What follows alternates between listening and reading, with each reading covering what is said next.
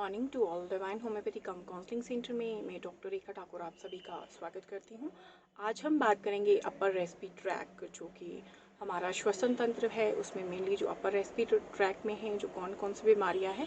जैसे कि आप सभी जानते हैं कि रेनी सीजन हो गया है, तो अपर रेस्पिरेटरी ट्रैक में अगर हम बात करें तो साइनोसाइटिस है, और जिसको आप नज़ला भी कहते हैं, और एलर्जिक राइनाइटिस है जिसको एलर्जी का प्रॉब्लम है, बार बार कोल्ड हो जाता है, या पॉलिप्स है, आपको नेज़ल पॉलिप्स है, या मैक्सिलरी साइनोसाइटिस है, या फ्रंटल साइनोसाइटिस है, किसी भी तरह का साइनोसाइटिस है, या आपको किसी भी डस्ट से एलर्जी होती है, या आपको पॉलन से एलर्जी होती है।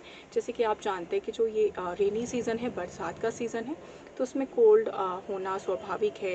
कुछ एलर्जेंस ऐसे होते हैं जिनकी वजह से रेनी सीज़न में एलर्जी, जो एलर्जिक पेशेंट है उनकी एलर्जी बढ़ती है।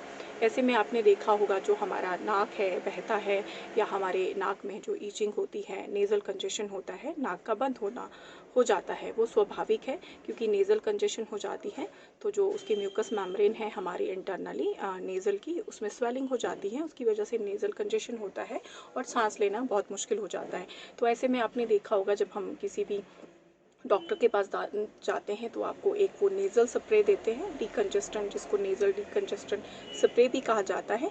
उसी तरह का आज आपको इस वीडियो में आपको मैं पूरी जानकारी दूंगी, जो कि एक होम्योपैथिक नेज़ल स्प्रे है। इसलिए आप इस वीडियो को एंड तक देखिए। अगर आपने इस चैनल को सब्सक्राइब नहीं किया है तो आप नेक्स्ट जो इन्फॉर्मेशंस मैं वीडियो पे कुछ ना कुछ डालती रहती हूँ, आप इस चैनल को सब्सक्राइब कर सकते हैं।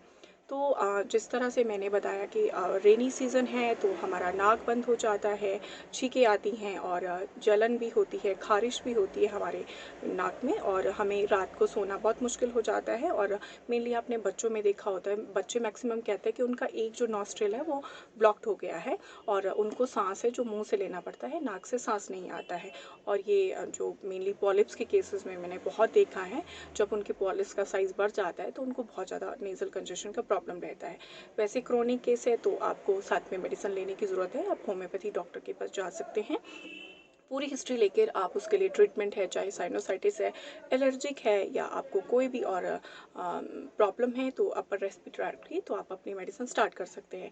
बट एक इंस्टेंट रिलीफ के लिए, जिस तरह से मैंने बोला, अदरपैथी में भी एलोपैथी की बात करें तो डीकंजेस्टेंट मेटा स्प्रे करके भी एक आता है जो कॉमनली पेशेंट को दिया जाता है।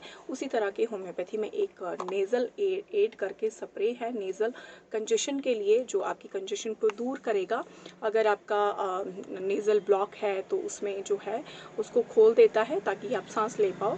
और अगर आपका नेज़ल डिस्चार्ज वाटरी है, थिक है, ब्लैंड है, एक्रिड है, आपको बार बार छींकें आ रही है और ईचिंग आपके नाक में हो रही है, इवन आपकी जो स्मेल है वो भी लॉस हो जाती है। पेशेंट कहता है कि मुझे किसी चीज़ की स्मेल ही नहीं आ रही है, क्योंकि उतना ज़्यादा प्रॉब्लम हो जाता है। तो मैं आज आपको ये नेज़ल स्प्रे आप देख लीजिए, ये पैक्सन होम्योपैथी कंपनी का है। इसमें nasal aid effective nasal spray लिखा है एंड ब्रीथ फ्री। ये 10 ml का है। अब मैं आपको इसमें बताऊंगी कि इसमें होम्योपैथी मेडिसिन मिली हैं जो कि नेज़ल जो ब्लॉक हो जाता है, या एलर्जिक है, या साइनोसाइटिस है, उन सब पे इफेक्टिव है। तो इसमें सबसे पहले मेडिसिन मिली है आर्सेनिक एल्बम। आर्सेनिक एल्बम जो है बहुत ही ज़्यादा इफेक्टिव मेडिसिन है आज की डेट में। अगर हम बात करें तो कोविड-19 की जो प्रिवेंटिव और एज इम्यूनिटी बूस्टर भी है, बहुत ही अच्छा काम करती है। ये एक एंटीवायरल रेमेडी भी है। ये एक नेज़ल कंजेशन में बहुत अच्छा काम करती है, जहाँ पे एयर पैसेज आपका है कंस्ट्रिक्शन हो जाती हैं, और बार बार उसको पेशेंट को है जो छींकें आती हैं, और जो उसका जो डिस्चार्ज होता है जो नाक से निकलता है वो थिक होता है, गाढ़ा होता है, और जलन होती है, म्यूकस जो उसका होता है, बर्निंग होती है उसके नाक में। तो सेकंड मेडिसिन है इसमें कलकेरिया का। इसमें मेनली जो होता है जो स्टॉपेज ऑफ नोज, जो नोज़ है ब्लॉक हो जाता है, नाक बिल्कुल बंद हो जाता है और येलो डिस्चार्ज रहता है। जिन पेशेंट को जैसे ही वेदर चेंज हो जाता है वो उनको एकदम कोल्ड कफ हो जाता है, तो उसमें जो है कलकेरिया का मेडिसिन बहुत ही अच्छा काम करती है। जैसे ही मौसम बदला गर्मी से सर्दी, या अभी जैसे गर्मी से रेनी सीजन हुआ, तो कलकेरिया का बहुत ही अच्छा काम करती है। तीसरी मेडिसिन डली इसमें हाइड्रेस्टिस। हाइड्रेस्टिस एक जो साइनोसाइटिस के जो पेशेंट है जिनको नज़ला की बीमारी है, उसमें बहुत ही अच्छा काम करता है। इसमें जो पोस्ट नेज़ल ड्रिप मेनली कहते हैं कि पेशेंट कहता है कि पोस्ट नेज़ल, पेशेंट नहीं कहता, हम जो लेते हैं, पेशेंट कहता है कि जो उसका जो रेशा पीछे यहाँ से पोस्टीरियर नियर से गिर के वो गले में आता है, और उसकी वजह से उसको इन्फेक्शन भी गले में रहता है। फेरेंजाइटिस का प्रॉब्लम मेनली रहता है।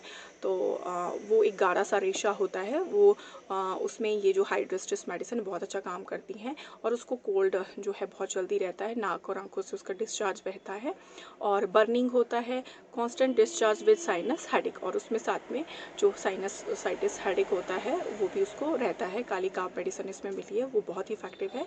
फिर हम बात करेंगे हाइड्रोस्टिस पोस्टीरियर नेज़ल की बात करें तो इसमें अपना काली कार्प में बोला, kali carb post nasal drip के लिए बहुत अच्छा काम करती है। लॉस ऑफ स्मेल, उसको स्मेल नहीं रहती है। Inability to breathe through nose, वो है कि अपना जो नोज़ से सांस नहीं ले पाता है। मेनली ये बच्चों में काली कार्प बहुत अच्छा काम करती है। ये एक रेस्पिरेटरी ट्रैक के लिए बहुत ही अच्छी मेडिसिन है। और जो उसका डिस्चार्ज होता है वो एक स्टिंगी लाइक मतलब एक तार की जैसे बन जाएगा, तार की जैसे गाढ़ा रेशा। जब आप नाक से भी आप नाक साफ करते हैं, ग्रीनिश येलो और एक्रेट मतलब बर्निंग होगी उसमें, उसको नाक में बर्निंग रहेगी, इस तरह का डिस्चार्ज होगा। फिर हम बात करते हैं लास्ट मेडिसिन पल्सेटिला। पल्सेटिला एक कॉमन मेडिसिन है फॉर नेजल कंजेशन के लिए और इफेक्टिव फॉर कोल्ड, जब आपको ठंड लग जाती है और हमारा जो है नोज़ है बिल्कुल ब्लॉक हो जाता है और उसका जो डिस्चार्ज होता है thick and greenish yellowish and greenish होता है। येलो हो सकता है या ग्रेनिश हो सकता है, कभी येलो होगा और कभी ग्रेनिश होगा। और जो पेशेंट होता है बहुत ही सॉफ्ट माइल्ड जेंटल होता है, बहुत ही सेंसिटिव पेशेंट होता है, हाइपर सेंसिटिव पेशेंट होता है। तो ये जो नेज़ल स्प्रे है, ये इतने सारे फ़ायदे हैं इसमें। आपका किसी भी वजह से अगर आपका नोज़ ब्लॉक हो गया है, आपका या आपके बच्चों का, तो आप इसको कैप खोल के और इस तरह पहले एक आप नॉस्ट्रल में, फिर पीछे आप लेट के, फिर थोड़ी देर में दूसरे नॉस्ट्रल में आप इसको यूज़ कर सकते हैं और ये आपको इंस्टेंट रिलीफ देगा। अगर हम बात करें ये बच्चों में, अगर हम इसकी बात बच्चों में करें तो इसको एक जो स्प्रे है वो एवरी 6 घंटे में एक स्प्रे देना है उसको, मतलब 6 घंटे में एक बार उसको रिपीट करना है। अगर हम बड़ों की बात करें तो 2 स्प्रे आप इसको दे सकते हैं, 4 घंटे के बाद रिपीट कर सकते हैं। बाकी आप अपने किसी भी होम्योपैथी डॉक्टर से एडवाइस लेके, क्योंकि अगर आपका केस क्रोनिक है तो आप साथ में मेडिसिन भी स्टार्ट कर सकते हैं खाने के लिए। ये एक डीकंजेस्टेंट, एकदम आपका जो नेज़ल कंजेशन है, आप सांस नहीं ले पा रहे हो, बिल्कुल आपका नोज़ है ब्लॉक हो गया, ये कॉमन प्रॉब्लम है। या आपके क्रस्ट बन गए हैं नोज़ में तो भी हम सांस नहीं ले पाते, आपको कोल्ड ज़्यादा है, बहुत सारी चीज़ें हैं।